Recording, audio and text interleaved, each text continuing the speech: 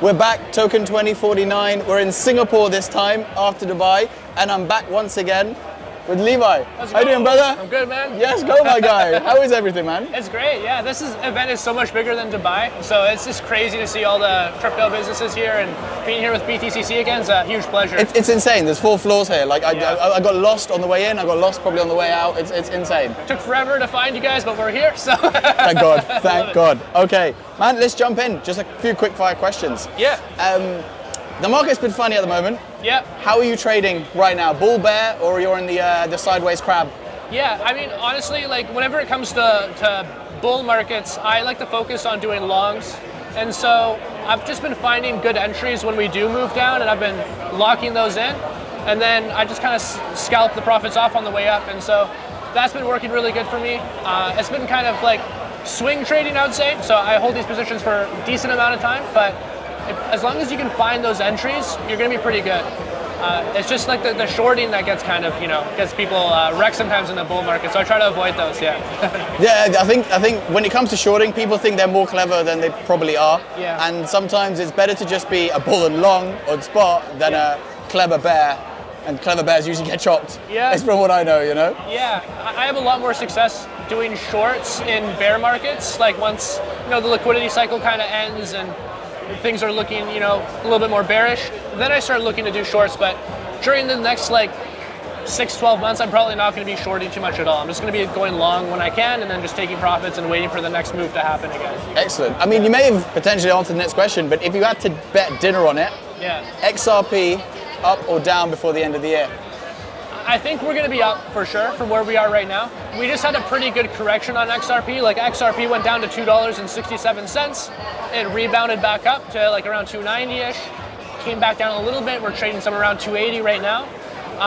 Generally, when we're at these levels, we bounce up pretty well. And we just saw the Fed, they cut rates. And so generally it takes about 3 months for that liquidity to come into the markets. And so if I had to guess, I'd say November, December, we're going to be quite a bit higher than where we are right now. And I'm pretty confident on that. I do think that XRP could actually hit a new all-time high before the end of the year. It's looking good. I mean, XRP still has one of the strongest communities, and I know you're a huge proponent. How does the community feel from your angle, right? From your place in the market? Because I think, I've seen a lot of your content, and you're definitely one of the forefront in that bullish market. How do you feel? How's the community looking? Where is that going at the moment? Yeah, it's a mix. I would say about 80% of people are pretty positive, but then there are certain people that are getting a little bit tired of the sideways market. Yeah. Right. We've seen Ethereum go for a nice run, and then a lot of people in the XRP community, they see that and they're like, oh, why isn't XRP breaking new all-time highs right now too? But it's just very cyclical, right? We see Bitcoin move, we see Ethereum move, we see XRP move, and so yeah, I think overall people they're pretty excited, and they're just kind of waiting for that next move to happen. That next move. Yeah. Okay, interesting. Well, let me give you another bit of a spicier question, right? Like I said, the last couple of months have been a bit choppy. What's the riskiest trade you've taken, win or loss, in the last couple of months? Yeah, so this one was pretty funny. This trade was literally a gamble. So what I did is I went to a casino with a couple of my friends, and they were playing blackjack, right? And I said, so as you guys are doing this, I'm just going to open up a random 100x leverage trade just for fun. No way. And while you're playing this hand, I'm just going to bet every single time.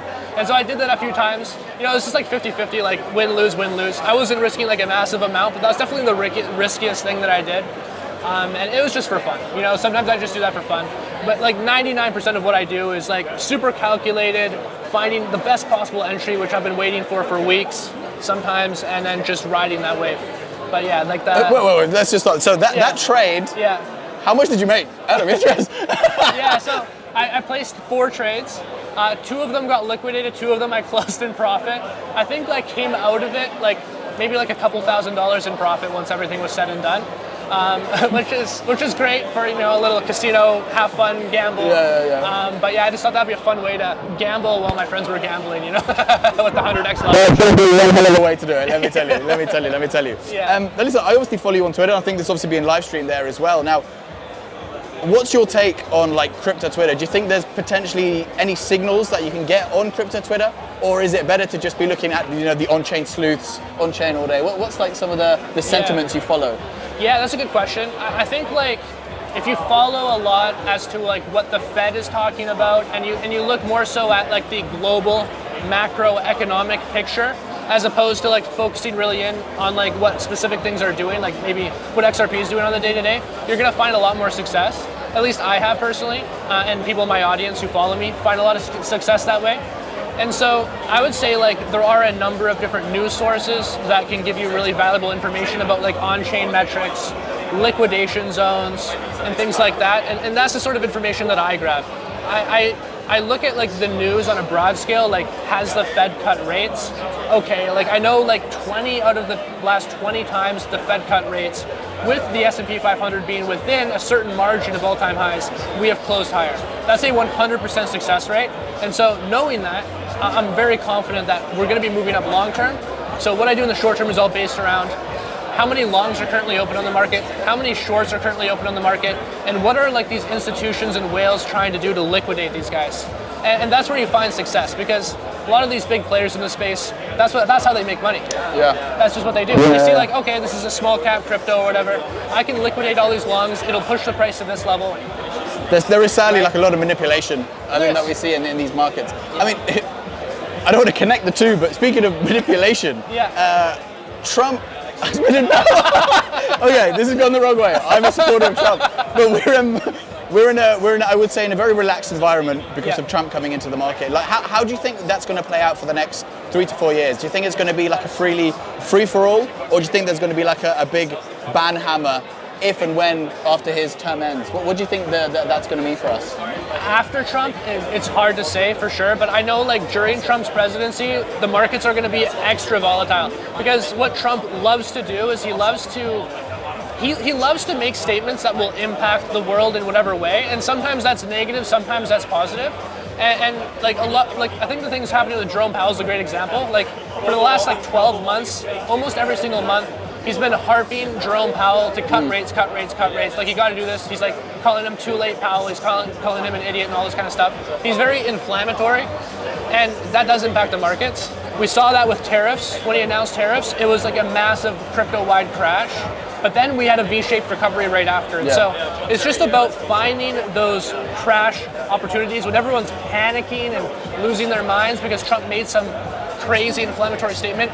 It's an opportunity. It really is. And a lot of people, they don't see that because, you know, they're too focused on the red, but every red day is an opportunity. And that's the mentality you have to have. Yeah. I also think when we look at, you know, the Trump coin being released and then World Liberty Finance also being released, we have these, like, the Trump family being essentially at the forefront of releasing coins and releasing alpha to a lot of people in the public. Now, a lot of people may have been burned, but you know that opens up the possibility that a lot more people are going to want happy to trade and get access to these kind of trades, etc. So it's integrating it more into the at least the US culture than I would say the European. So it's some exciting times, you know. Yeah, and it's only going to grow from here. Like I think like the EU, they're going to realize how banks are profiting from like these stablecoin models, and they're going to be like we literally cannot afford not to do this. And so eventually they're going to do it. But it's unfortunate that the EU is a little bit slower in that regard, because you look at all of these countries like Singapore or like Dubai that are really embracing crypto culture, and they're absolutely flourishing. They're growing at such an amazing fast rate.